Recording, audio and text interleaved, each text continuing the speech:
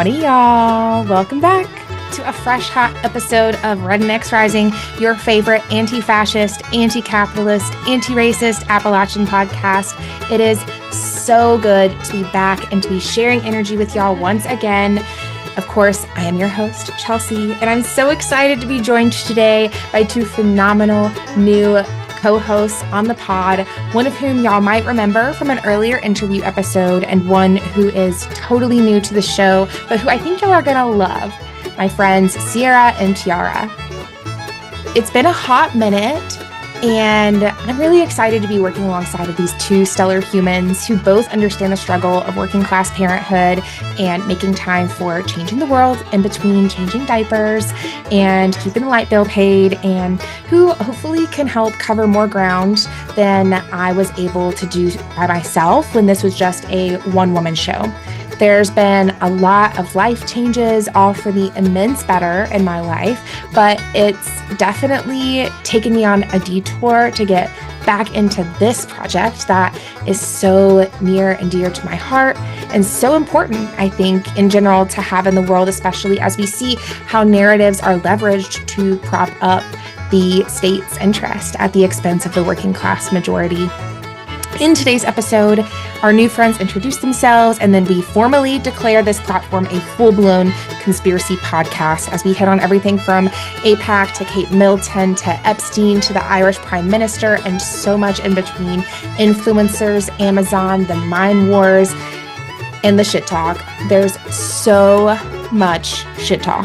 As we get into the show, please keep in mind that this is for entertainment purposes only. It should not be considered journalistic reporting or legal advice in any way. If you need legal advice, please talk to a lawyer or reach out to your local legal aid organization. Don't sue us, please. We have literally nothing for you to take.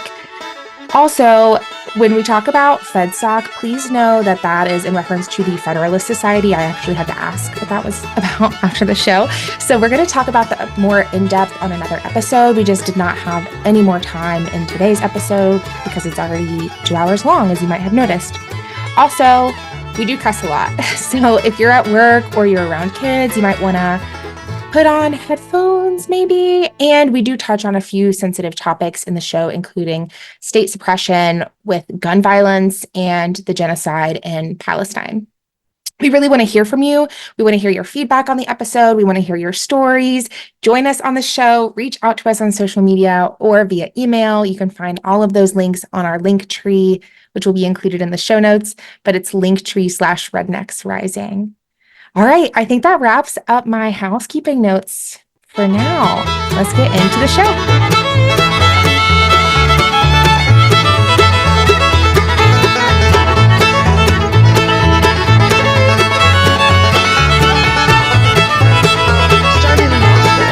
Like all of those people were like my closest people.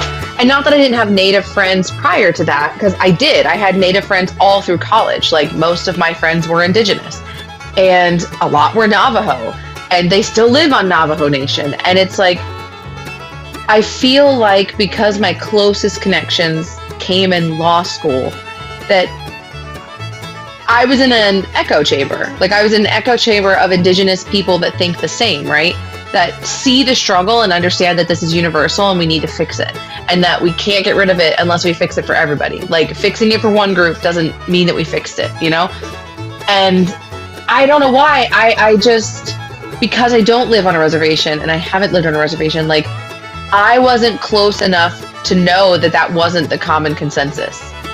And to me, someone whose entire Indigenous history was erased, it's like, how can this not? Like, we're watching entire families be erased from existence. We did the same, like, the same thing was done to us. How can you not? How can you not? Like, how can you not? Thankfully, I will say, and end it there, my little soapbox rant, it's changed a lot. And it is now a very massive, overbearing majority of Indigenous communities are on the right side. And like, my favorite coffee shop in Arizona and on Navajo Nation is called Skoden Coffee. Because that's a very common, Skoden, like, go ahead, do what you need to do, or let's fucking go, like, Skoden. They actually, someone in the city of Phoenix has pressed a defamation charge against them and a hate speech charge against them because they had a Liberate Palestine event at their coffee shop as like a fundraiser. And they were saying it was a, hate speech group that they were joining together to, and it's just they're raising funds now for legal aid because like they're going to have to fight this. Like the charges have been filed and all that kind of. So it's just, I wasn't wrong. It just took a minute because you're right. And that's exactly what happens in Appalachia. And that's exactly why I chose to go back to Appalachia and do the job that I do in Appalachia is because if you keep them poor and you keep them hungry and you keep them dumb, you keep them under your thumb. That's what I've always been told. And it's like, if you're not doing those things, you're risking losing the control that you have. Mm-hmm. And that's the story of Appalachia. That's why West Virginia has such a sweet place in my heart and always will. Because the reason West Virginia is the way it is because they've always fucking revolted. They're that ruly middle child that doesn't listen to anything and always causes a ruckus. You know what I mean? Exactly. They were the ones who historically were like, fuck you, fuck this. We don't fucking stand for it. And every person, every identity came together. It wasn't just white people in those minds. It was white people. It was black people. It was every other ethnicity that was in this area in whatever time we're talking about. And they all realized, holy shit, it's not about your skin color and my ethnicity. It's about the fact that our pockets are just as empty as each other's. And that unity shows us that, like, this is what we need to do. This is how we get back at it. We unite. And as soon as every fucking time they did that. Every fucking time. That is one of, Sierra, that is one of my, like, the Battle of Blair Mountain is one of my favorite stories to tell when I'm in a Palestinian setting, be it at a protest or in a group where we're just all talking about something. It is my favorite thing to talk about because along the way I tell it is a little ridiculous, but there's a point in time where I'm like, and then they said only the white guys. And they were like, fuck that shit. Get your guns, boys. We're taking the mines. And then everybody went. And I like always like hold up my bandana and like a keffiyeh. And I'm like, same thing. Right. And the first time I did that was when after Nyla had given me my keffiyeh. And I explained it and I like pointed back to her. And I was like, I just want you to know. And I like held up like my bandana. I was like, I want you to know, like, I'm going down with you, girl. And everybody started crying. And I was like, oh, fuck. Like, okay.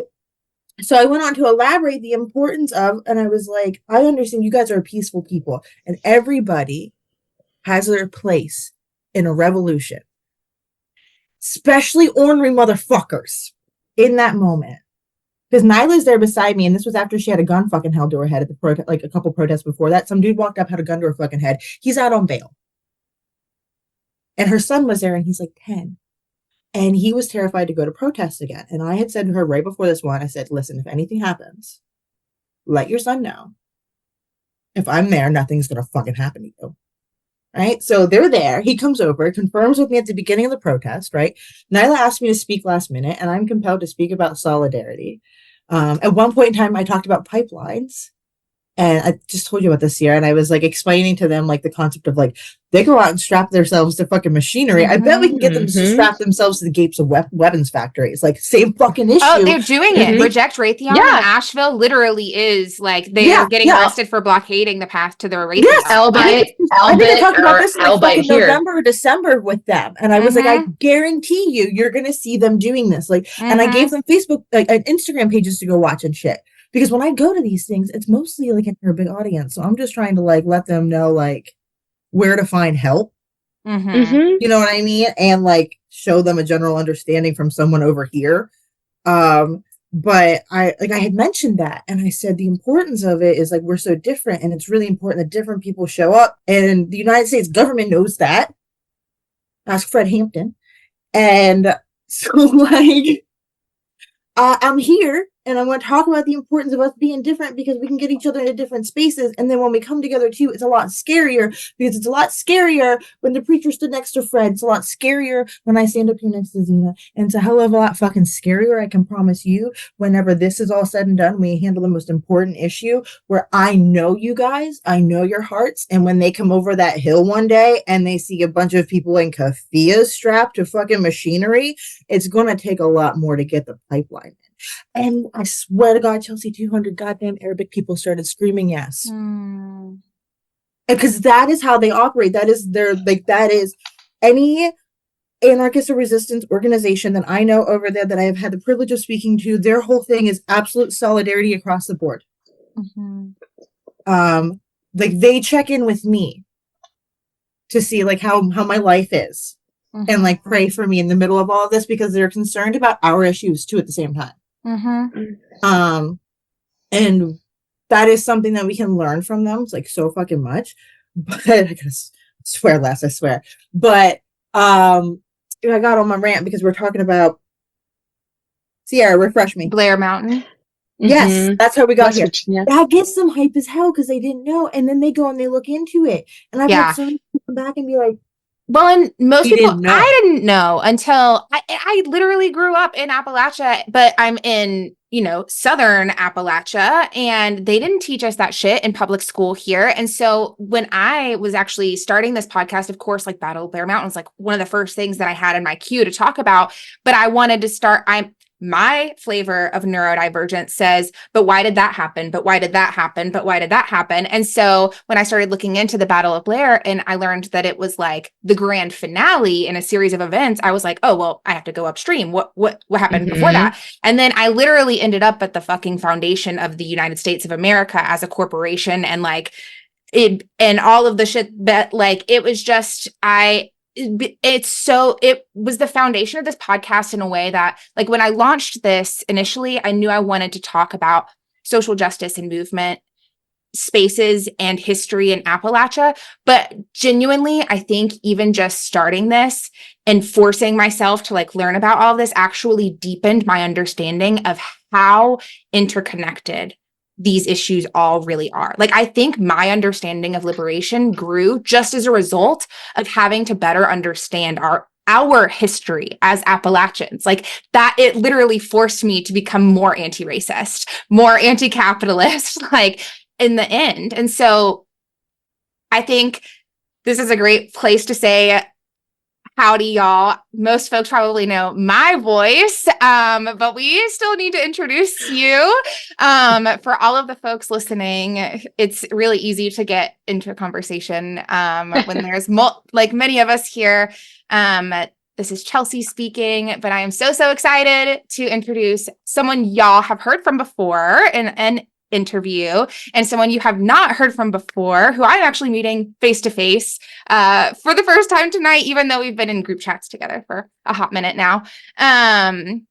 Welcome, Sierra and Tiara. hello.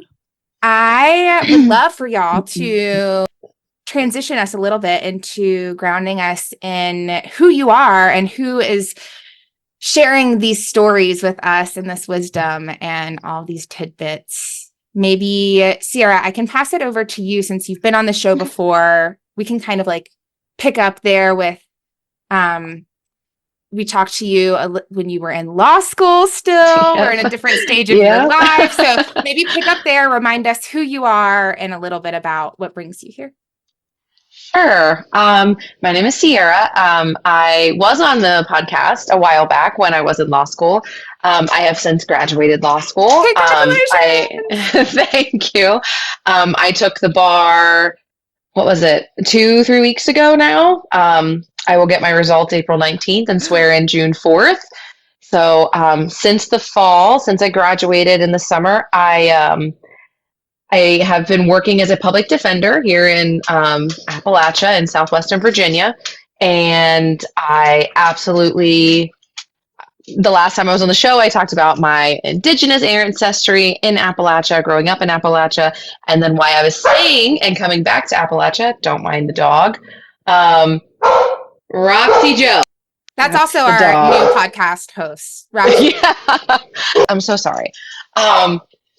No, so yeah, I talked about all those things, and I talked about the reasons I wanted to practice criminal defense as a public defender in Appalachia, and it's better than I could have ever dreamed of. It is everything I've ever wanted to do in my life, and even as an anti-capitalist, even if this was an unpaid job, I would do it. And to be quite honest, it's not far from it. I have been struggling greatly. Now that I've graduated, I've been acting as a public defender here in Southwestern Virginia in Appalachia since August of last year. I took the bar 2 weeks ago, so I get my results April, swear in, but I am practicing currently under my boss's license. It's a whole thing, it's legal and everything like that. Yeah, so that's what I've been doing, and it's everything I've ever dreamed of. Even working my ass off to get here, I had in my head what this was going to be like, and it surpasses every dream I could have thought of. I'm very anti-capitalist, but even in an anti-capitalist world, I would do this job for free every day, forever. And I hope it stays that way. Hope it stays that way. I want to do a whole episode on why you love it so much and like public defender stuff. Got you. I got you. Yes. Oh, yay. Tiara, who are you? How'd you get here? What's your story? I don't know how I got here. Sierra volunteered me. That's how I got here. And then I liked you a lot. Well, I grew up with Sierra. So where'd y'all grow up again? Juniata County. Pennsylvania. Okay. Pennsylvania. Yeah. I knew there was an accent in there that I was like, not in you, in Tiara. No, mine's coming and going because I decided to stop hiding it like a year or two ago, Yes. because I read about it in a book and it really stabbed me in the heart how many of us do that when we move away. And so I've been trying to not, and so it's coming back. And then sometimes I still talk otherwise, but I can't get voice to text to work on my iPhone, not a single word. So yeah, when I go visit Sierra, it comes back real thick. Nice. Because really, Juniata is really amusing to me in that you can have people who barely have an accent, and then you can have people kind of like my family where you couldn't understand a lot of them when they talk. Nope. We'd need subtitles. It's like Southern Pennsylvania Dutch. It's just a mixture of strange, strong language. Yeah, for sure. Yeah, someone called it Midwestern cursive to me before. Yeah, that's what, like, I'm picking up, like, it's like a different kind of accent than what I'm used to. That's why I was like, interesting. Like, it's like a Northern Appalachian accent. Yeah. Yeah, we have all those different ones. Because I'll go, and when I'm down in Virginia visiting you, I get the look. Yeah. Where it's like, where are you from? Yeah. Yeah. You seem like maybe, but I'm not sure. And then, you just give them a raise hell, praise Dale, and everybody knows where you're from. Yeah. But yeah, I'm Sierra's childhood friend, and I do not have a cool, flashy job. I'm just a small business owner doing handyman work. That is the most revolutionary job that I can think. Like, it does not get more blue collar revolutionary. So my plan for my life actually revolves around that. Actually, I'm glad that you pointed that out because I have no problem saying that I am piggybacking off of this woman's accomplishments.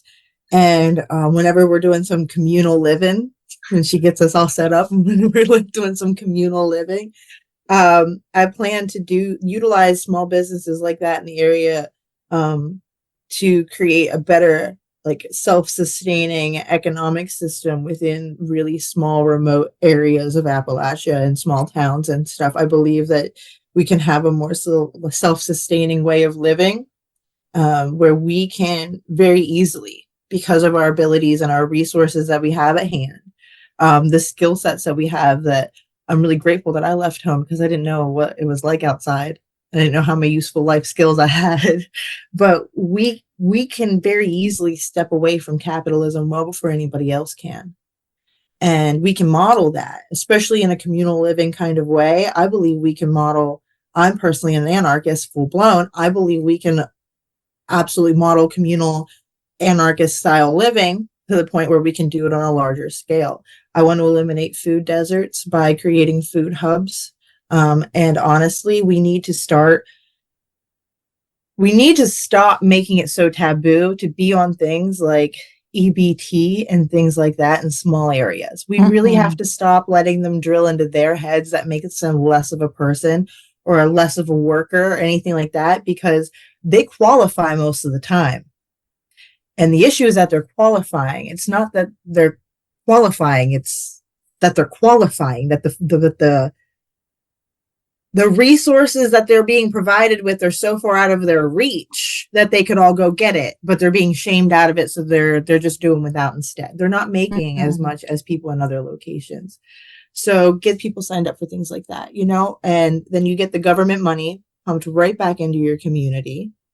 And then you can, because you utilize that, you pay farmers directly, and you can create more self-sustaining things that way. There's so many different business avenues and things like that where you can bring in even money from the outside back in, because we dang well deserve it and it's ours.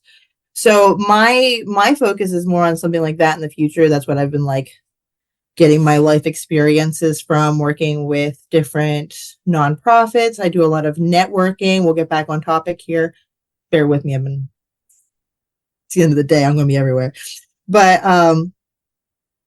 I do a lot of really good networking. I do a lot of volunteering with other nonprofits. I did a lot of work with different organizations in 2020 and 2021 involving the protest, but also involving addressing the issues within the houseless community. That was really my main focus during COVID, and how people were being treated, and really bringing to light what it is that they were doing to, the least of us, and the way in which they were presenting what they were doing, because that really got overshadowed in all of that too.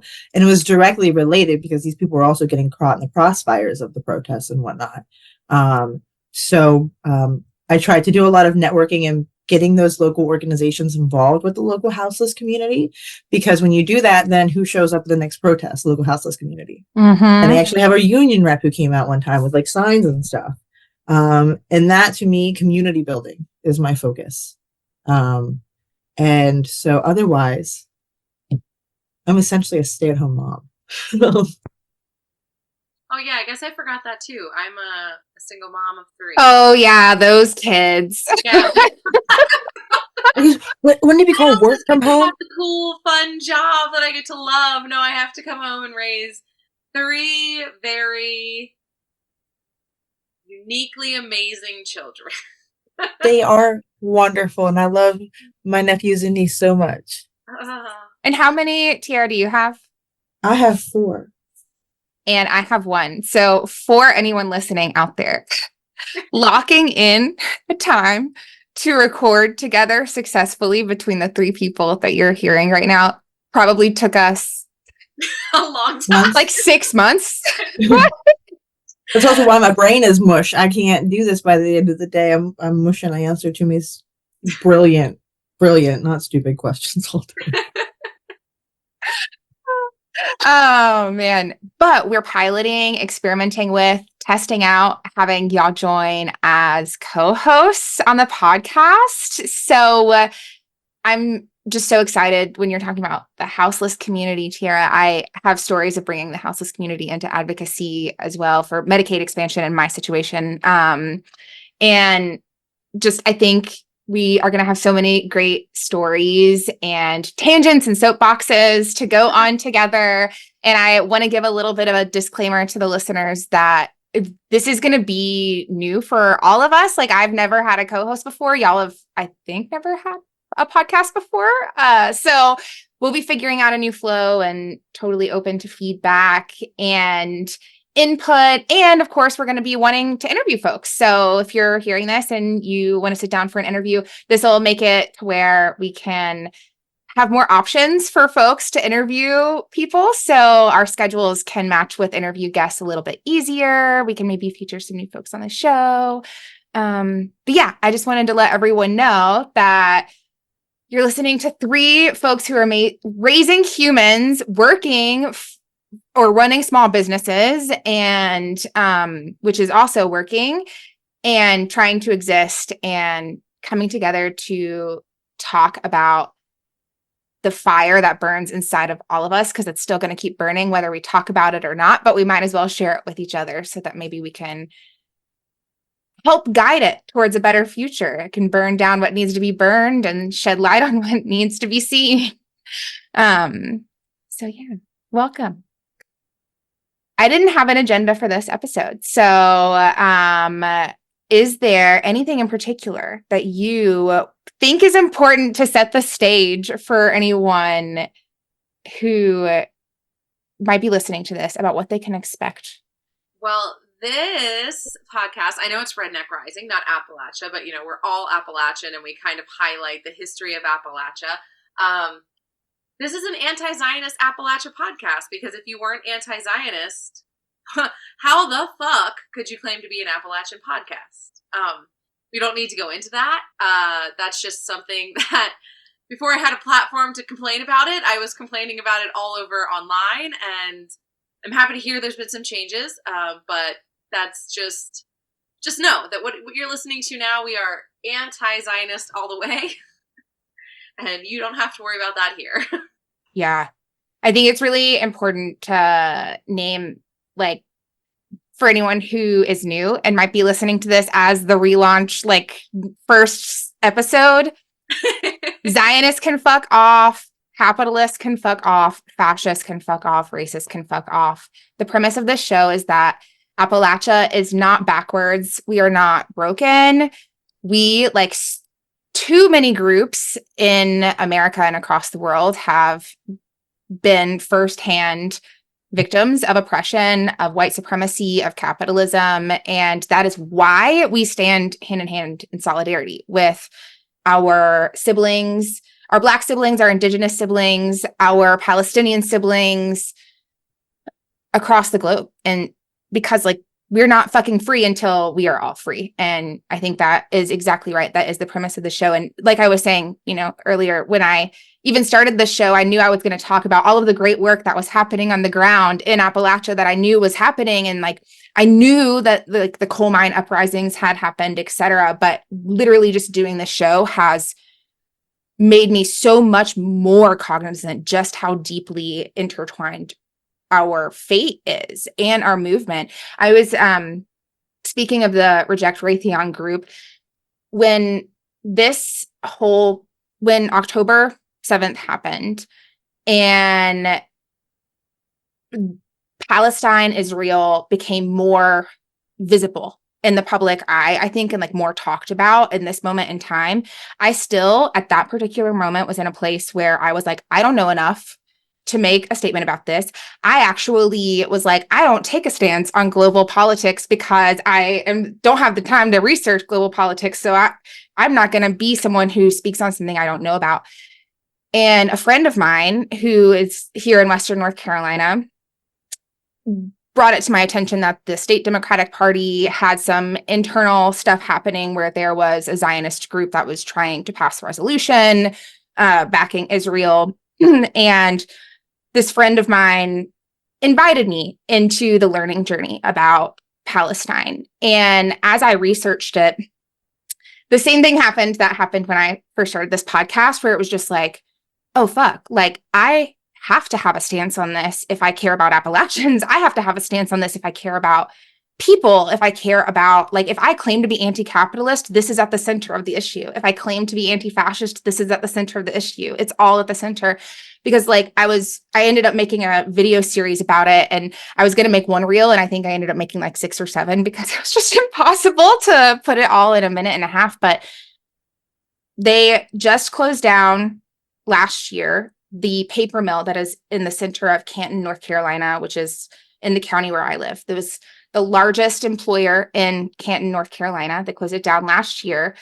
And just a few years ago, they started the process of instituting and building a new Raytheon manufacturing plant just at the edge of Buncombe County. Buncombe County is looked at in Western North Carolina, part of Appalachia in particular, as like the liberal mecca of the rural Appalachia part of the state.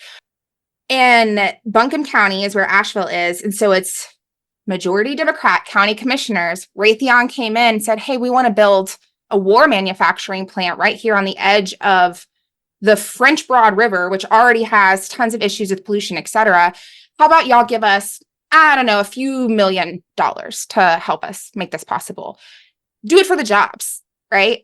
So then we are at jobs, the center of capitalism, economic disenfranchisement, which feels like what we were talking about with the trauma of people like not being able to have the time to even consider other people's issues because they're just trying to fight for survival. So here we have jobs. We lose one of the biggest employers in the area. Raytheon comes in and says, we'll give you jobs. Just let us build a plant here. And then the majority Democratic Commission says, yeah, we'll give you our local taxpayer dollars, not even like United States of America taxpayer dollars. We'll give you Buncombe County taxpayer dollars. We'll give you North Carolina taxpayer dollars to build the bombs that get used overseas to kill Palestinian children. And then Appalachians have to justify it because they know that it's paying their bills, right? And so like it's impossible. I feel like I'm in the Matrix sometimes where I'm just like, it's impossible to unsee it all because it's so interconnected that you can't pull one thread without the rest of them starting to unravel too. And that's, I think, something when you were speaking about that really, I mean, I know this is a podcast. We are not influencers. That's not our topic, right? But a thing right now on social media that really has me fucking just steamed is the whole conversation around influencers and speaking up about Palestine. It really started around October 7th. I mean, immediately after it all happened, it was immediately like, you know, hey, you need to say something. Just like when Ukraine happened, just like 9/11, just like anything, any social movement, people who are famous are going to say something because they're still fucking people. Well, now we're in a new age where random people who could be living on your street post one video, go viral, and now they're a household name. And people every day and people see them every day. And all of a sudden, 5 million people know what they had for breakfast, you know? And there was this one creator on TikTok, and I've actually liked him so far. I mean, I don't anymore, but his name is like Mario something, right? He's on TikTok, and he's in the military. That's very well known. He's just like a funny guy, just posts funny memes about dating, about life, all that kind of, not memes, but like, you know, little skits or whatever the fuck they do on TikTok. And I've been following him for quite a while, and he's funny. Good jokes, really relatable. Usually seems to be on the right side of things a lot. Like when anything comes up about like trans issues or anything like that, like there's no red flags there, right? There wasn't really any red flags. And I guess this is where it started. I'm sure you guys heard of coffee revolution that's on social media right now, where it's like hashtag coffee revolution your town. And it's literally a way to get grassroots movements in small towns to realize, hey, I'm not alone, right? And with that also started was like, hey, this is taking off. So you can go on TikTok, search hashtag coffee revolution Canton, North Carolina, or Canton, or North Carolina, or like, you know, anywhere that's in a vicinity of you. And yes, and you're going to get a hashtag that other people have used where you could reach out and be like, oh my God, you live here and you feel this way too. Like, this is crazy, right? Which I love. With that movement, people were like, well, shit, if we can do this with Coffee Revolution, why don't we start going to influencers' pages whose videos get hundreds of millions of views, and in the comment section, just start talking about Palestine? Like, just turn there. And what they did was the whatever was to target big creators on TikTok who haven't said anything, negative or positive, have stayed completely silent on the whole thing. Go into their comments and just fucking talk it up. It started with that Michaela makeup chick. Everybody went in and the comments were like, you know who'd look really good in that shade? Basan. You know who would look really good with that hairstyle? Pletzia. Like, that's what it was. It was a way to get those words and those things in the algorithm because they're in the comments. And now this video that gets millions and millions and millions of views of people who may not or may know what they're talking about in the comments, seeing it, right? Sorry, this is drug out. So now we get to the forward where like it's almost like a 2-week thing. They pick a major creator and flood the fucking comments. And for 2 weeks or whatever it is, every fucking video that creator posts is comments full of people talking about Palestine, right?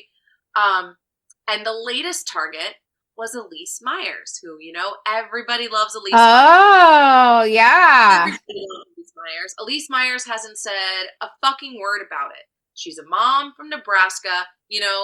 Nobody expects her to, but everybody's kind of like, well, why hasn't she? That's not my words. I'm just telling the story. So she was targeted, and her comments were turned into Palestine comments all over. I don't follow her that closely. She's too much of a Taylor Swift fan for me. But I know that I heard through the grapevine that she recently had a baby this year. And I guess that baby's had a lot of health issues. Mm-hmm. And this week, I think it was like Sunday or Monday, she essentially said, like, I am being threatened and bullied off the internet, so I'm closing my account and I won't be posting. I have to take care of my family. And there are allegations that people in those comments that were talking about Palestine were like talking about like hurting her kid or hopes that her kid doesn't get any better or blah, blah, blah, blah. Like, this is the reason your kid is sick, all that kind of stuff. When really, in actuality, I checked those comment sections and I'm pretty sure the only thing I ever saw about kids was like, hey, at least you get to hold your kid today. Hundreds or tens of thousands of mothers in Palestine don't get to. Like, it was comments like that, which I completely understand. That can be hard to hear, especially when your kid is sick. I, knock on wood, have never had to live through that, but I can only imagine. There could have been DMs, so I'm not saying it's not true. I'm not saying that. But what it did was it sparked an outrage through influencers. And influencers are now taking on these videos, just talking about how fucking dare you take us commoners who are just influencers and try to hold us to a level where we must speak on something that we don't know anything about. And this Mario guy went in his typical fashion of like, over the top, overzealous, like loud, whatnot. And he was just saying like, who the fuck am I to talk about something like this? I'm not Muslim. I'm not Palestinian. I'm not Israeli. It has nothing to do with me and I'm not educated. So what the fuck do they need me to talk about it for? And it blew up. And the creators that have been saying something stitched the shit out of it. He has since deleted the video, posted an apology video saying that he didn't mean for it to come off the way that it came off and yada, yada, yada. But the fact is, we live in a day and age where podcasts like this and random people who live on your street that have a viral video now have a platform to talk about things that fucking matter. And even though everybody on this podcast, I think I could safely say we all live in poverty. None of us live in wealth. None of us live in excess. We all live paycheck to paycheck and have our very tough struggles. Without this type of platform, we wouldn't be able to talk about this with other people who are working an 18-hour shift and pop the podcast on in the background to get through. Like, it is not only a duty, it should be a blatant fucking requirement that if you're going to have a platform, I don't care how big or small, you preach it. I know I said this in the group chat because, like, this is how I feel about myself. I should have been a preacher because I will preach the gospel anywhere and anywhere as loud as possible to anyone who will fucking listen. And for me, the gospel is exactly what you said. Anti-capitalism, anti-colonization, like all of that stuff. And sorry to go off on this, but what you were talking about just like really made me think about it. And it's like, I can't. I can't understand how anybody could speak for other people to hear and not be talking about this, right? So the fact that I only bring this up because I just want to say I am so fucking proud of you for saying, like, I knew nothing, and now I know a lot, and it's very fucking obvious, because I've been studying genocide through every degree that I've earned, and Palestine has always been one of those random stories that I post on Instagram 5 years ago that people are like, what the fuck is this crazy bitch talking about? And I'm like, free fucking Palestine! Like, this is fucking colonialism! Like, something happened when I was pregnant with Ryder, and unfortunately I don't remember which carpet bombing incident it was because there's been so many, but I was hysterical for like a week or two, like absolutely out of my mind hysterical. And every person who saw me like that and I like asked me why, told me that I was just hormonal. I did you not see the picture of the dead child I showed you? Like literally not even a year ago, I remember I posted something, and I posted it because my partner works for Amazon, right? Amazon's not a great company, but if you're going to take their money, take their fucking money, right? Love him. He's amazing. And we do what we have to do, right? So any shit talking I can do on Amazon, I do it as loudly and proudly as I can, because I make sure people understand that, like, this is not okay and we don't support this, right? So anything I can post publicly about Amazon, I will. And about a year ago, Amazon was like building the cloud that the Israeli government and IOF were using. And I posted it because anything I can, I post it just so he can see it and I can, whatever. But also that everybody else can see it. And I remember posting that and so many questions. Like, what does it matter? Like, what's wrong with that? Like, everybody has a cloud. What's the problem? And it was like, this was a year ago that people had no idea. This has been 75 years in the making. Nearly 76. This has been talked about by the first prime minister of Israel in the 1930s. Like, it's not a secret. This is ongoing. And the gaslighting that is happening over all the propaganda, but also social media about, like, this is an October problem. This happened in October. Like, no, it didn't. Honest to God, do they know how Google works? But do they know how Google works? Like, but information suppression is also like so real, and like it super is. But at the same time, all you have to do is Google Israel and Palestine, and you're going to get articles from before. Well, and then you have people like who are on these major platforms, like Tiara is saying, like who use their major platforms to either miseducate or make personal statements that are presented as factual, like political, propaganda, or people who just choose not to make a statement. And like, these are, so like that I have knocked on so many doors with people who have said to me exactly what I thought, right? Like, I don't know enough. I'm too stupid. People have literally said, like, I'm not smart enough to even like try to learn about those things. Right. So like, because folks have been so gaslit, like you said, like into believing that you have to be a white collar kind of person to understand those things, right? Like you need to have a college. It's so offensive that they literally have gone ahead and they're like, these people are so stupid that they won't even know how to Google this. So we're going to tell the world that this started on October 7th. They don't think we're so stupid. They think they're working so hard enough to. I don't know how more people aren't angry about the gaslighting. And Sierra and I talk about this. How insulted we are. We're just like, are you serious, motherfucker? You think I'm stupid enough to not be able to Google, did this start on October 7th? Like, but that's really what they're truly doing. They're going ahead and they're presenting things that we have already debunked before they came out. Yeah. And they're still presenting them to us as fact. And do some people go with it? Absolutely. But the vast majority of us are not. And they're continuing to do it. And that, to me, every single time, like with Kate Middleton, they're just spitting in our faces. They are spitting in our faces and calling us stupid bitches. And we're out here going, no, the stitching on the sweater is wrong. No. But it's so offensive. They truly think that we're that stupid that they can do these things in front of our faces. They don't even stream 24/7 and we'll just not believe it.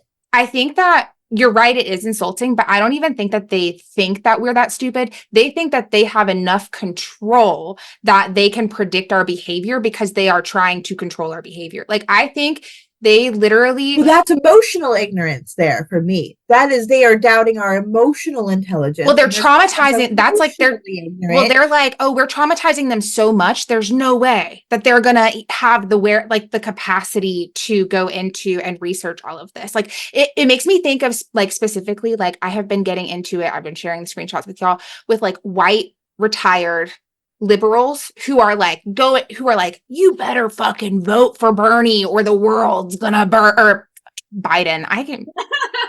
beat the Honestly, at this horse. point in time, either when Bernie Um, said we can't call this a genocide or a I know. Holocaust or Well, whatever, you Bernie might as too, well throw but them the in the liberals who bucket. are saying we have to vote for Biden, I guess with that, I'm going to eat the other half of this gummy because clearly I need it at this point. But like, and I've been getting into it because they just believe everything that comes out of the White House press as if it Exactly. And again, is. I'm offended for them too. I'm offended for the But they ones who are can buying because into the they've propaganda. like the government has like they truly think that American democracy is democracy and that our government is like this like trick because they don't most of them genuinely don't know that this is also a literal fucking corporation, like that we live in a country that was established by shareholders like for the purpose of making a profit for wealthy Europeans, and like they genuinely don't have that deep understanding, and so they're like, oh no, American democracy, it is exactly what they have told me that it is. I can believe what comes out of the government. And then like, you know, Biden will go in to say, like, I've literally, as folks have been saying, you have to vote for Biden, they've been like, oh, well, like, he's done so much good stuff for labor. And I'm like, do you not fucking remember when he signed off to override the fucking railroad strikes? Like, has that disappeared from your head? Like, have you forgotten all of the times that he has put his name down for the Mountain Valley Pipeline, as you were talking about climate crisis? Like, so these are things that people genuinely, and it's like you said, it's there on Google. They could go look up like Biden, climate, you know, but they are just looking at the White House propaganda and being like, this is truth. This is the whole picture. The Why would the liberal American cult, government lie to me? the liberal cult to me is absolutely comparative to the level of commitment that you find in the MAGA cult. I might even say Oh, further than, because they are supporting a genocide right now because Joe Biden said it's okay to. And the MAGA people are supporting a genocide despite the fact that Joe Biden said it's okay to. You know what I mean? You flip that around, you put Donald Trump in office, and those liberals will suddenly turn against this genocide so fast because it's not about doing the right thing. It's about being the right political party color for them. I Mhm. literally It's like the white guilt kind of thing. I almost feel like, you know what I mean? Like they can say they're trying to do the right thing, but they don't have to go so far as to make themselves uncomfortable and do the right thing. well, and I would even say that is also successfully traumatizing them, right? Like they have not actually healed the ways in which white supremacy has hurt them. They are literally acting from a place of like, I need to be a good person. And that is so much fear. Like that is so much trauma. And that's what white supremacy and capitalism and all this stuff does to you. So like even the liberals with all of their money and all of their privilege, if they're retired, all of this, like they have not, I feel bad for most of them because they actually are so clouded by the trauma that they haven't unpacked about the ways in which they actually, like they think they're winning, right? Like that's the guilt, right? Like they're like, oh, I've got the best case scenario in this. Like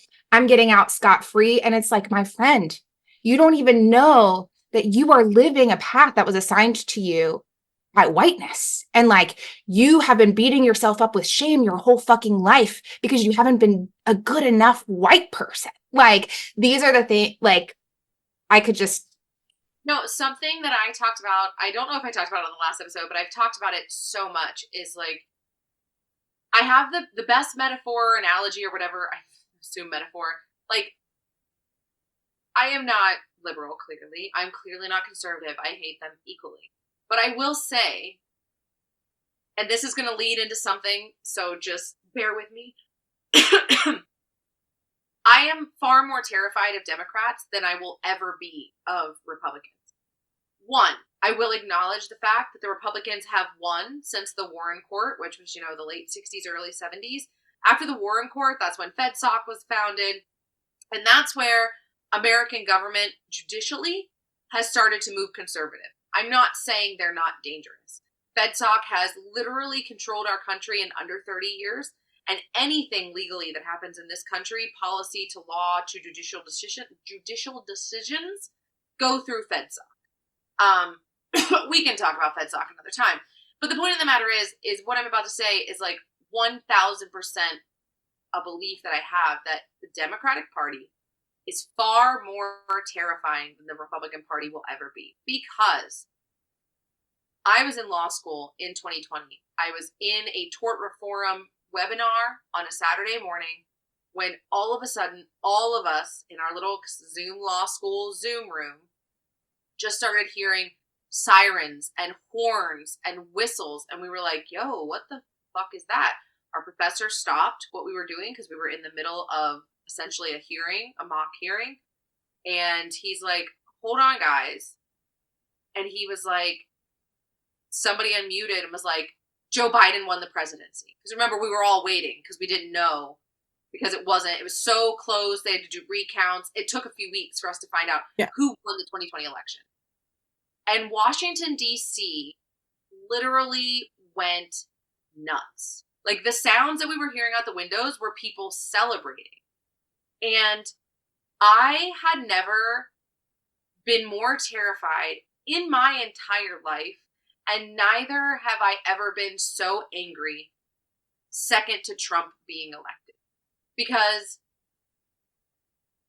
the fact that people were celebrating Joe fucking Biden was just like, what the fuck is wrong with you people? Like, this is the chance that you get to see a man who's literally spent his entire life in politics and has had no problem voicing his very racist white supremacist views loudly and proudly, and has held office because of it for such a long time. He has been a vice president. He has been a senator. He has been so many things. And it's just like, who could look at Joe fucking Biden and be like, oh, thank God. Like, and these people were legit. When I tell you the next part that was so disgusting was literally during 2020, they painted Black Lives Matter, and the city renamed it Black Lives Matter Plaza. So if you're ever in DC near the Capitol and near the White House, between those two places, Black Lives Matter Plaza is there. It's still written, as far as I know, to this day, Black Lives Matter in big yellow letters with black outline. It's there. It was a huge thing. That fucking Saturday night, Black Lives Matter Plaza was turned into essentially an outdoor nightclub. And everybody was out there drinking and celebrating and dancing and doing all this horse shit when I'm literally fucking in tears and fuming because people I knew that were there, I was like, dude, how are you celebrating this, right? And this one girl, who of course was going to be a prosecutor, and I still can't stand her to this day, was like, listen, we know he's not perfect, but we can celebrate not having Donald Trump today and get back to work tomorrow. And I was like, one, you've never done a day of work in your life, capitalistically or activistically. Number two, that's never going to fucking happen. Because, and here's where my fun little metaphor comes in.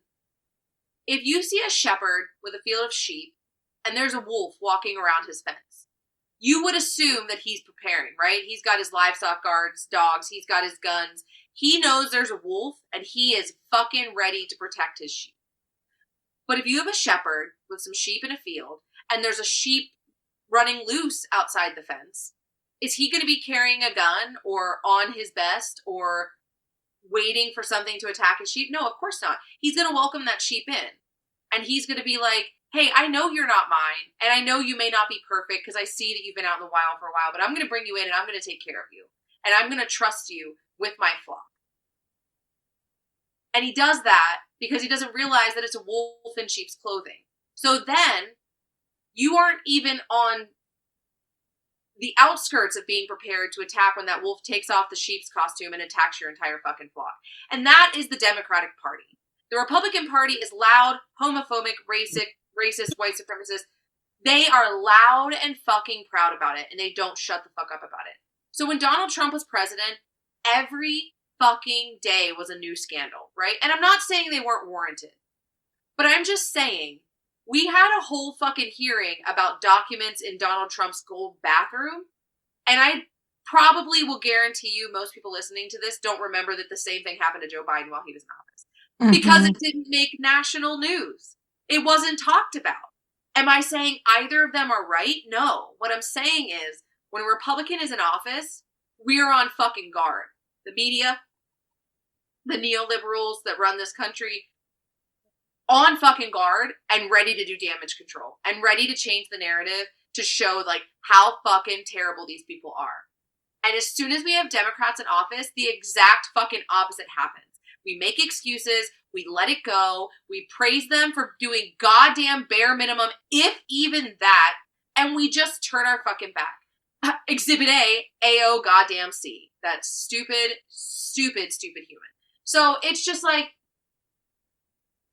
we're at a point, and this is so awkward to say because it's not as inhumane as it sounds, but like, the fact that this entire genocide happened in an election year and carried over to an election year, I think is going to be very, very vital to the downfall of what we know as this country.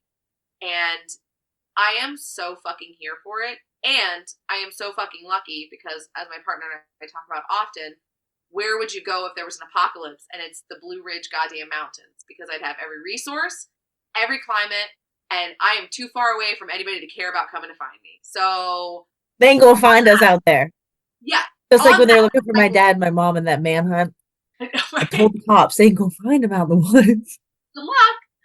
But no, so I don't want to, I'm sorry to keep ranting. I don't mean to be going on these like long. Actually, I have so much I can add on to everything you just said. You know, please, me. Okay. So I would like to circle back around to this whole Joe Biden, Donald Trump thing here real quick.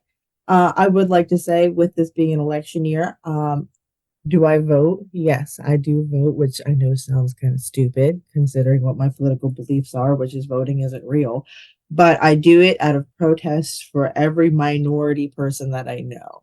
Every time I cast a ballot and I can put someone else on it, that's me saying to the federal government, no, absolutely not. Like, I think anyone from Sierra would make a better president to, you know, writing in. One time I made the mistake of writing in Bernie Sanders.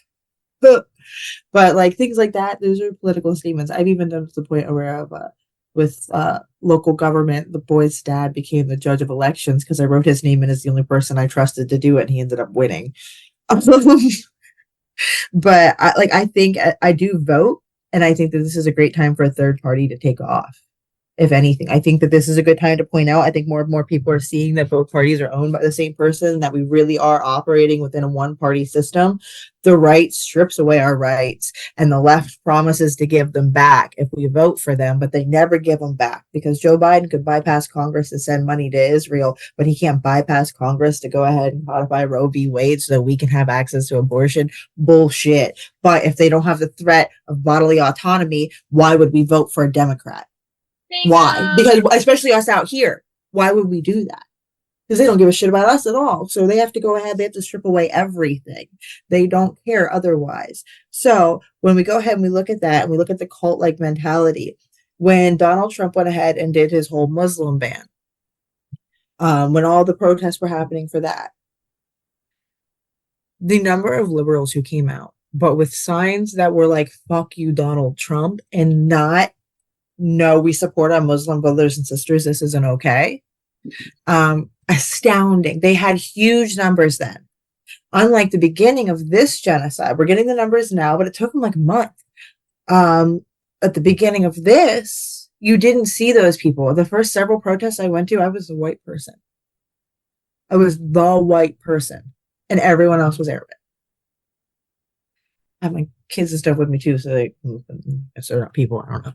And but like that was what it was, and so we're the liberals. And the same people who held, you know, fuck you, Donald Trump, for doing this, you goddamn Islamophobic son of a bitch signs, are now validating it. Like Joe Biden wasn't the right-hand man of a dude committing genocide in Afghanistan via drone during his vice presidency. And it's the same people. And it's only, they came out, and it made it very clear that they came out in those moments because not for the Muslim ban, not to support their Muslim brothers and sisters, absolutely not. Because then by now, they should be able to empathize with them a little bit more than allowing a genocide against their people. But it was against Donald Trump. That's it. They were able to be turned to the point where they didn't care about anything socially that was happening, as long as they got to make a smart-ass sign and scream at Donald Trump. Now, I love making smart-ass signs and screaming at Joe Biden. Catch me outside the White House any day starting the fuck Joe Biden chant. Any fucking day of the week, I've got a million videos for you of me doing it. But I put in action behind fuck Joe Biden.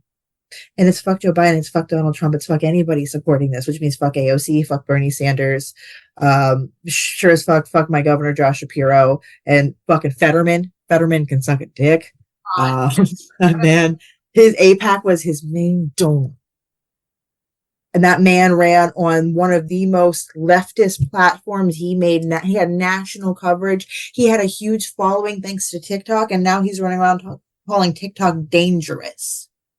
And he got elected because of TikToks. Of course they all are, because they have to, because when you take AIPAC money, that's a fucking contract of selling your goddamn soul. I can't. Oh, yeah, absolutely. I don't even think it's a matter of, like, honestly, let's be so for real.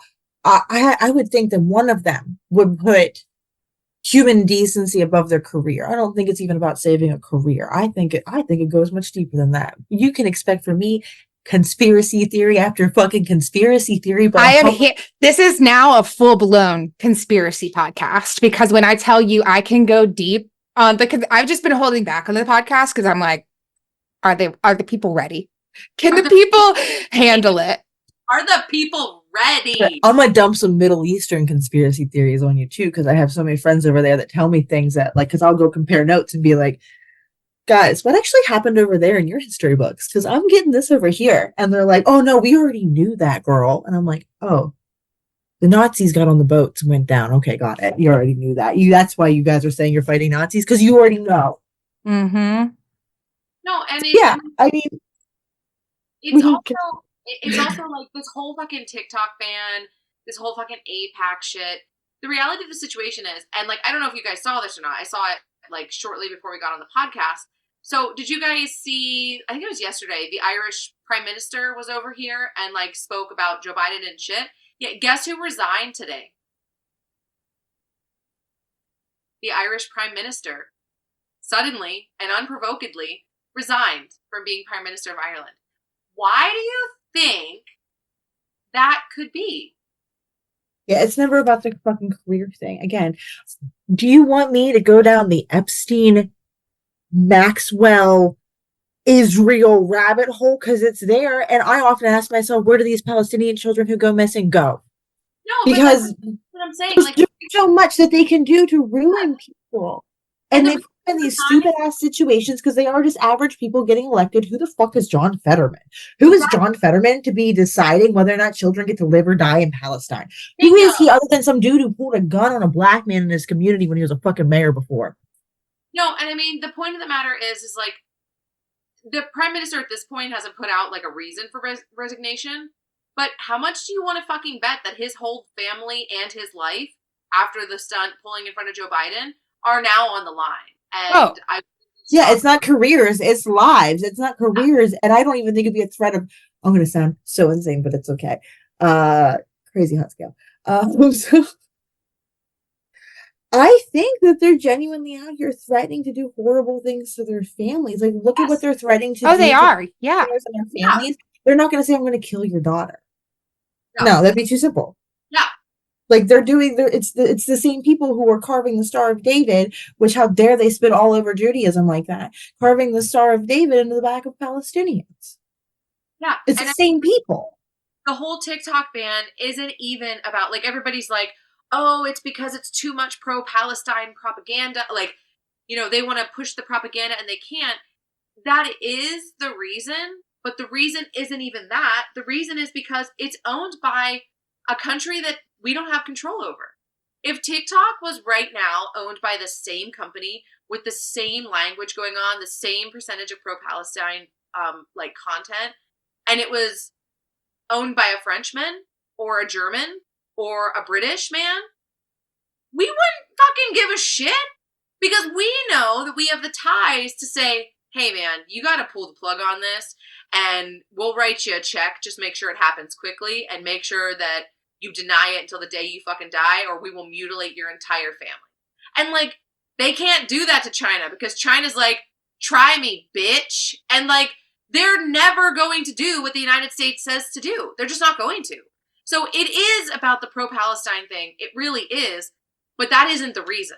The reason is because if the United States doesn't have control, it has nothing. It's a weak ass bitch that has nothing. Has nothing. So if we don't get control over a platform that is changing how people are voting literally within 72 hours of the polls opening, what's stopping the downfall? Nothing. Well, and just to bring that like full circle back to the whole like having a space where we talk about these things and people with platforms talking about these things, like then I, as an organizer, went from thinking I needed to change one election's outcome to thinking that I needed to change a fucking culture. And that is because we are fighting not to reuse evangelical language because I mean it in a totally different way, but we are fighting a cultural war, right? They controlling the narrative, controlling our history, who we believe we are, how strong we believe we are, the ancestors that we think we can pull on, the things that we believe our people have overcome, and the intersectionality that we're able to recognize and then pull on. That is so like having control over that is control over everything else, right? Because then it's like, oh, we can invent it's a matrix. We can paint reality into whatever we want it to be. We can make people believe that whatever it is that we want them to believe they are. And like we get to tell people actually who they are, where they come from, what their That's history. what happened after Blair Mountain, though. That's what exactly. When you go ahead and you look into what they went ahead and handed the education system over to Rockefeller because he said dumb workers make better workers. Exactly.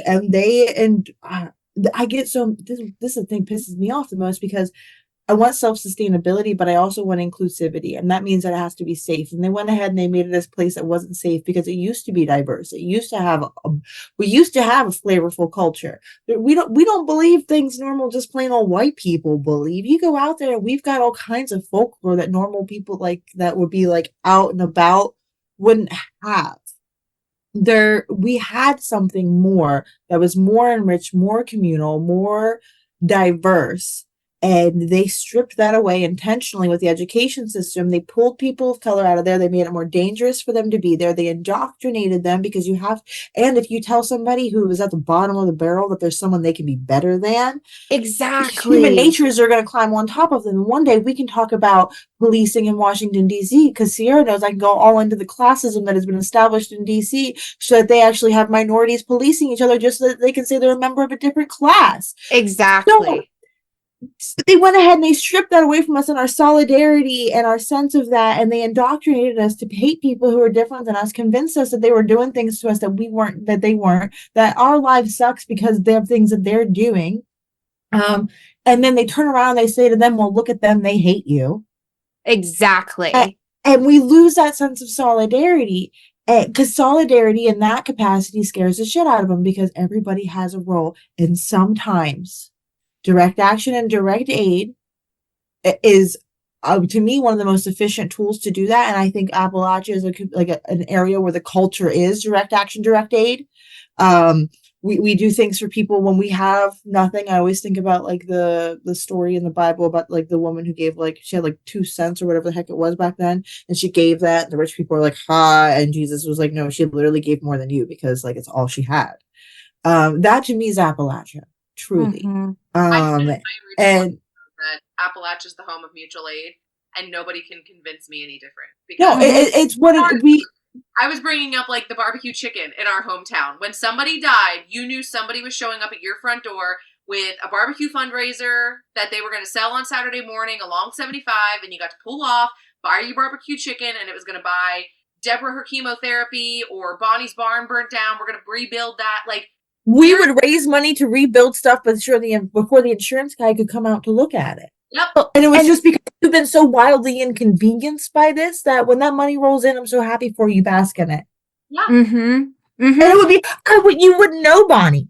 You wouldn't know Bonnie who needed chemo when you bought the chicken. You would just see a sign and you'd go, well, damn, I guess we're having chicken tonight. Yep. Every fucking time. Yep.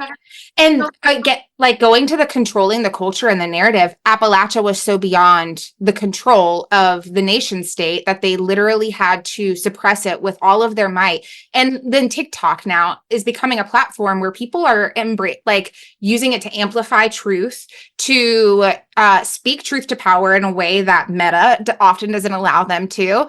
And as a result, like you were exactly saying, Sarah, like that control, they have to have the control because controlling the culture is everything, which is why it's so fucking important that we are here, that there are platforms like this that exist, that there are people who are willing to speak up and say, listen, like the truth is more complex, there is more to it, and to make it accessible to people in a way that's like people who are in the situation that I was in October, right? Like people who feel like I want to do the right thing, but I don't know enough, or people who like are just everyday fucking people. And like to be able to see other everyday fucking people talking about this shit who aren't like lobbyists, who aren't like advocacy experts, or you're a lawyer, but other lawyers.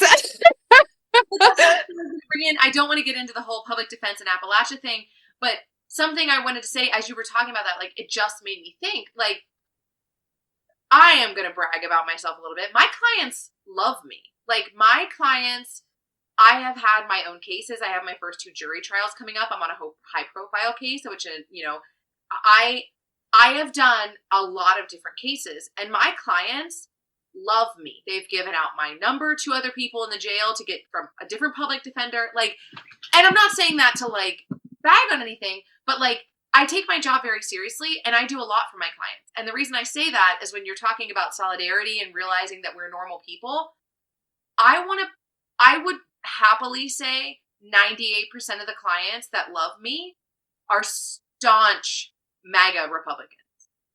Staunch MAGA Republicans. And once we sit down and we start talking, that's something that my office like will make fun of me for, is like when I go to visit a client, usually it's like, 15, 20 minutes. I'll be there for 3 or 4 hours because not only do I want to hear everything you have to say and let you feel heard, but also like you're going to trust me and I'm going to trust you. And in order to do that, we've got to be fucking real with each other. And I go in and I'm real with these people. And I've got 3 very simple rules. And as long as you follow them, I will be the best attorney you've ever had. And my first fucking rule is I'm going to believe you before I believe anybody else. So don't fucking lose it. Because once you lose that, if I find out that you hide something from me or you lie to me about something, you're going to have a really hard fucking time getting out of this cell. So just be fucking upfront. I don't judge you. I don't think poorly on you. I don't look at you any differently. In fact, the more you tell me, the more I want to help you.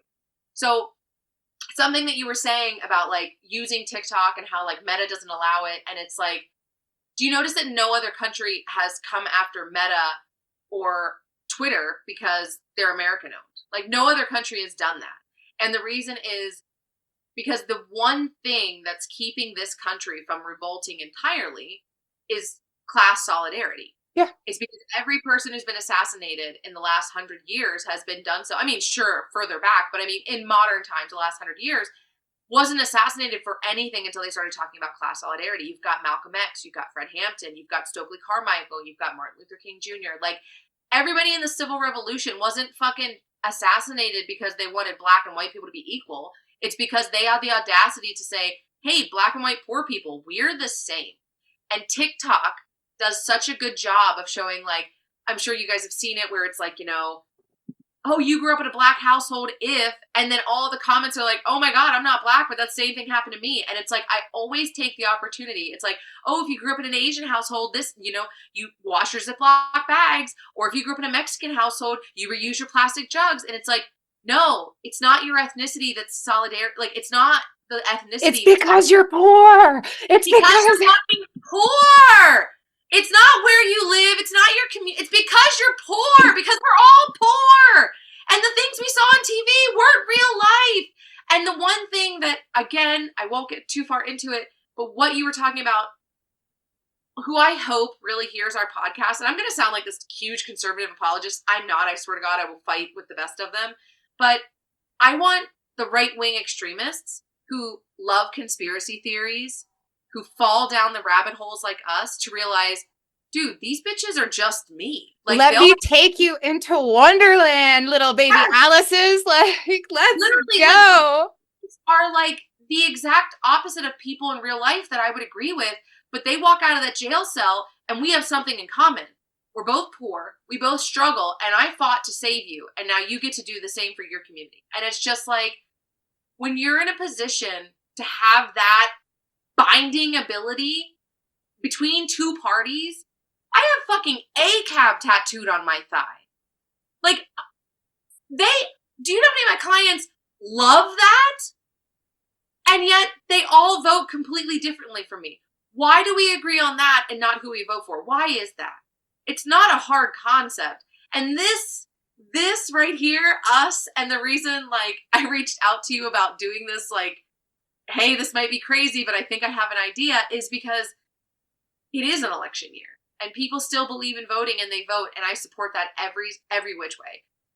But for people to hear that us crazy fucking leftist anarchists who are burning shit down and protests and getting yelled at by the MAGA Republicans believe the same conspiracy theories because we know they're true, and would rather listen to you than listen to NPR on a Tuesday afternoon in election year, like, I would rather sit down with you and hear what we have in common and just show you how much the same we are. It's revolutionary. It's revolutionary. It's necessary. And okay, I'm off my soapbox. I'm off of it. This is just everything you said. I was like, this is why. Yeah, no, I mean, I think I'll use the term redneck instead of Appalachian given the context of the podcast. But for me, I think that we are such. It's funny because of like what people think about us, you know, but I think that we're such an integral part of the concept of revolution in America, and they don't get it. And that is why they've turned us so much against the outside world and the outside world against us. Because when you go in there, you take someone home, it's a culture shock. When I left home, it was culture shock. Remember, I moved 3,000 miles away. Yeah, you did. I don't know how. It's insane. Here's me.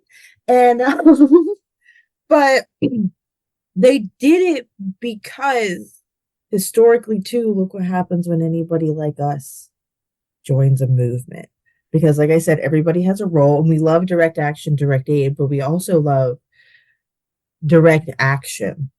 And there will come a point in time where standing up and fighting back will be a necessary part. There's never been a revolution in history where no one ever had to do that. Or we wouldn't be in the boat we were in. It's not that everybody before us was just too stupid to politely ask them to stop or to trick them into signing a paper that they're suddenly going to feel obligated to listen to. Look at the ICJ. The situation is putting on display that every concept that these people had about right and wrong and how things would go if they just voted the right way or did the right thing or supported the right person is bullshit. None of it's real. And so we all, you know, whoever could find it could tune into the hearings, but it meant nothing as far as saving lives. Yeah. People are still dying at the same rate because there's no form of enforcement. Performance. One day they're going to realize that we're the enforcement. I need people to realize that we're the enforcement because we take care of us, and we take care of us means it is them versus us. And then you got the class traitors in between who go ahead and throw on those stupid fucking uniforms and grab those goddamn badges. But it's really otherwise us and them. And that means in my head, I'm waiting for the day that I see people storm the wall to bring aid. Because people are getting that mad. I'm seeing people online talking like, can we directly do something? I know that there have been larger influencers and things like that have actually gone ahead and raised money. So fuck these people who aren't saying anything, because there are people who have raised money and gotten their asses over there and stood up there trying to get the aid in. And I'm waiting for the day that happens. I'm waiting for the day that militias wake up and they realize how fucked all of this is. And they grab their shit and they go out for the right fucking reason for once. Not because they want to see little brown kids drown in barbed wire in the fucking river, but because they know what the fuck the government is doing to us is fucking wrong. They, at the bare minimum, people need to start realizing that we are being worked into early graves, living horrible, shitty quality of lives over here to fund this bullshit in the Middle East. We fund everything for Israel, from education down to like keeping their housing affordable. And And we're dying over here. And intentionally, they don't give us free healthcare and things like that because, well, then the people who aren't contributing to the economic system that is Israel are useless. They can go ahead and they can die off in the fucking streets for all they care because they're not able to contribute. And people need to at least be mad about that. They need to be mad that they're taking their boys from here and they're women. But when they do a damn draft, which I'm expecting, I'm waiting. Oh, yeah. Like when they do that, maybe then people will go, not my boys, we're not doing this. And maybe then they'll grab their shit and they'll go back out. But as I said earlier, there needs to come a day where we're like, fuck this shit. Get your guns, boys. We're going to the war machine factories. Like, it has to happen. And there's one group of people that let's be so for real. They don't police small towns and they don't push to for a fucking reason. They're scared. They've always been scared, and there's a reason you should be, because if you come out of the city waving a gun yelling, they're going to shoot you and be fine. If those fuckers go out to the middle of somewhere and knock on the wrong door, they're going to die, and odds are Buddy's going to get away with it. Like, because we have all these great rules about it, right? Because they go ahead and they don't bother with us. We're just here to work and be stupid in their eyes. And it comes back to how stupid do you think we are? I'm insulted because I also don't know. I don't give a damn really about your IQ, but you better be one of the most emotionally intelligent people I've ever fucking met. You need to get yourself to that level, and the emotional intelligence of rednecks, of Appalachians, is unreal. It is unmatched. The number of people that I have talked to that don't know how to spell and thus are ashamed of how stupid they feel are some of the most emotionally intelligent people I have ever met in my life. And that is the intelligence that matters. That is the intelligence that is revolutionary at the top of the list of importance. Yep. Like, you have to have emotional intelligence, because then you can look at a situation and you can't be fooled, because you can say, no, but that still ain't right. That ain't right. Yep.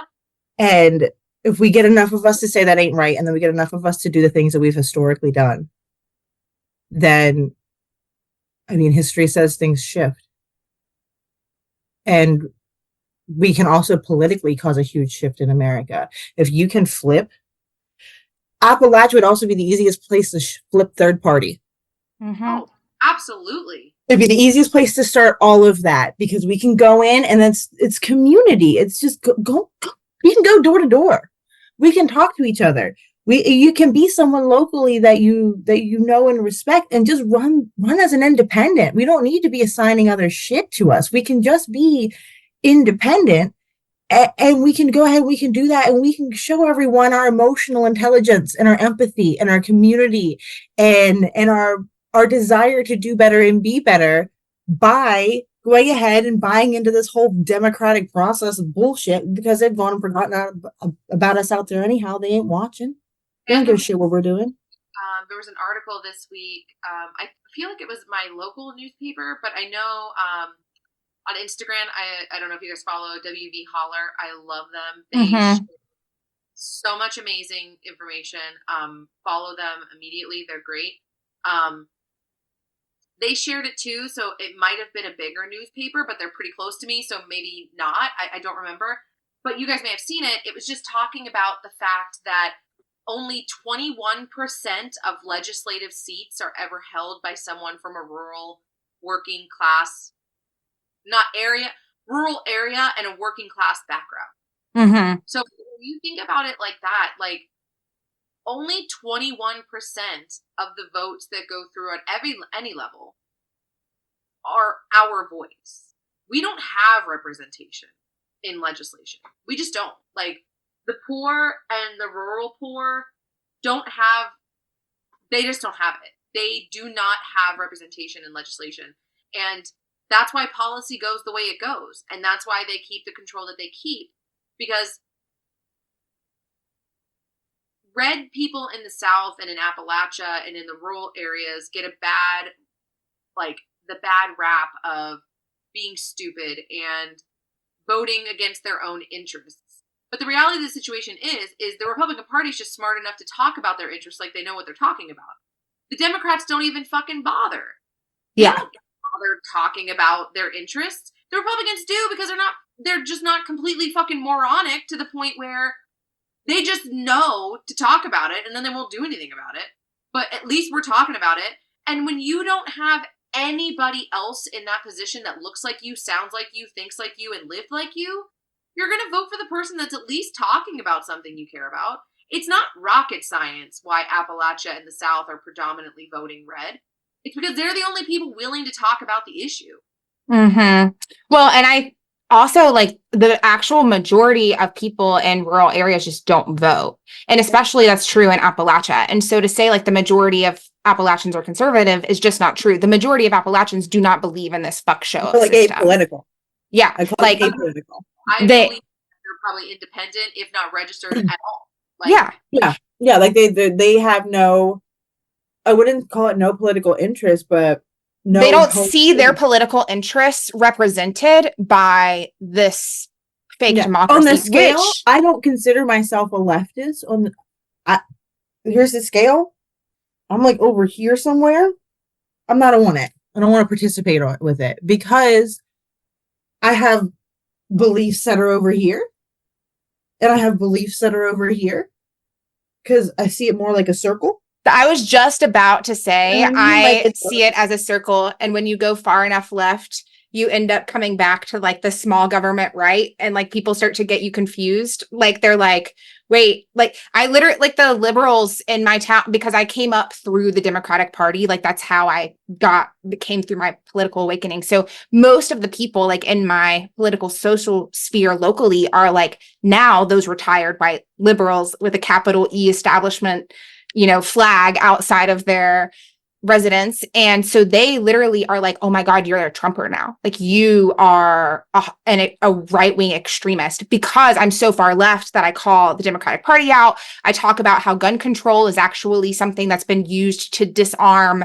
marginalized and vulnerable groups at the hand of the military state. And then they're like, you don't believe in gun control? Like you're not voting for Biden? Oh my, I don't believe in gun control because I'm not racist. Exactly. And they're like, clearly the only other option is a right-wing extremist. So that's what you are. And I absolutely see the spectrum as a circle where it's like, no, I think we're all floating along somewhere. And I think we need more permission to break out of this binary that we inherited from white supremacy.